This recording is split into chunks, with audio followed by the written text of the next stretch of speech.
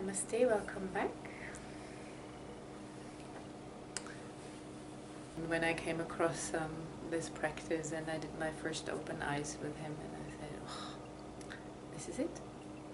And I don't have to search anymore. I found it. And I'm also like these two guys. I will do that for the rest of my life, I know. And I'm very grateful for that I came across that. And it's so nice to all, meet people who are on the same path.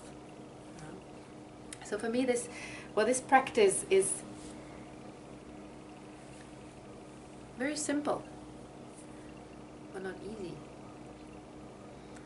And it's so much more than just feeling a little bit more quiet or a little bit more peaceful. It's actually, for me, it's a doorway into a deeper state, to get in touch with this fundamental life force, the fundamental energy we're all coming from. And the more we practice, the more we get in touch with this fundamental energy. This freedom from the web of karma concept is really this letting go of tension, of patterns, of conditionings we all go through. We all have a little bit different upbringing, but in the end we are all, we went through a school system, our parents had ideas for us, how we should turn out, then maybe university or job, whatever it is. I mean, we have all these ideas and conditions and patterns in us we learned, which for a certain extent it was actually very good. They protected us to go through until we got to the stage where we found this practice, that there is actually another way to do things, not the regular way like everybody else is doing it. So this is being free of all the conditioning and the pattern, but it's work. So what does it actually need to do this? Well, I think it definitely needs a regular practice. And of course the best is to do it every day, once or twice. But at least, you should have a goal of at least doing it once a week. So the more you do it, the more you practice, the more you get out of it. So it's always what you put into it, you get out. If you put in a little, you get out a little. If you give in a lot, you get out a lot. And I haven't had any other practice which actually was like this, but where I really realized, well, I have to take responsibility for myself, because I have to do the work. It's not the teacher who's sitting there. It's very good to have somebody, who's maybe sometimes kicking you in your butt when you're getting too lazy, or it's too much work and it's too difficult. It's very nice to have somebody who actually is already in touch with this fundamental energy and can support you. But in the end, the teacher can lead you to the well, but you have to drink the water. Yeah. So the person who's sitting here and who's doing it can't do this for you, for me, for us. So it's on every single one of us who have to take responsibility for yourself and do the work. But at the same time, it's also so beautiful that every single one of us can do it. It's not just a few chosen one who can do and can change and really get something out of the practice. No, it's every single one of us. I believe that no matter where you come from, I mean, it's so nice, this group. We are different nationalities, we have different backgrounds, but yeah, we are all here together. And we are all coming from the same source, and we all have the need to go to that source again. So, and this practice makes it really possible.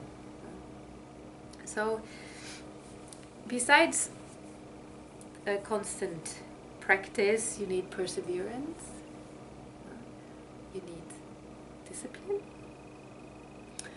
and a discipline to sit down and to really go through and do the work. But with a discipline, it's always, I don't like the word so much because it feels like, you know, you have to sit, you're not allowed to move, you have to really do it. But at the same time, you really have to also let go of the discipline again. The discipline is needed to sit and to do the work, you know, to to remind yourself, I'm wandering away with my thoughts, but I actually have to concentrate on my breath. So in that way, I think discipline is a very, very necessary tool, but it's always, you know, I love to have everything in balance, because I'm really convinced that too much of everything is not good and not enough of everything is also not good. So whatever we do, it should be actually in balance. Sitting down regularly with the discipline, with the perseverance, we get to a point where with the work things are coming up, and we're being more aware of maybe, you know, how we are, how we do things, who we are. Because when I started, I didn't really know who am I, and also for me, what is the purpose in my life. But I thought, I went through school, I went to university, I got a job, and you know, it went the regular course. But deep inside of me there was this thing, this is not me. This has nothing to do with me. And what is this me?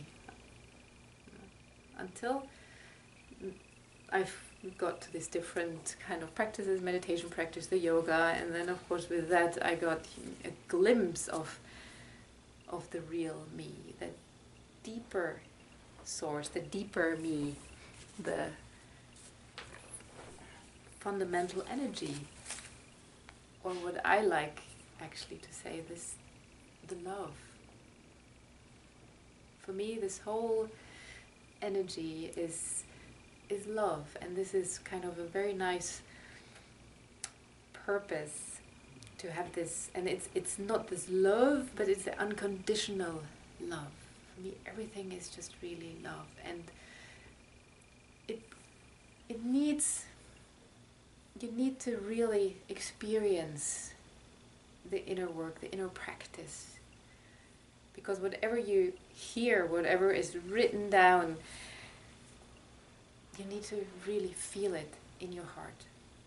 You need to bring it inside with this beautiful circulation of the breath, circulation of the energy. This is where it actually then happens. I mean, I read also different writings, and I listened to different talks, and I mean, but where it really started that I understood what this means is when it came from here down to here.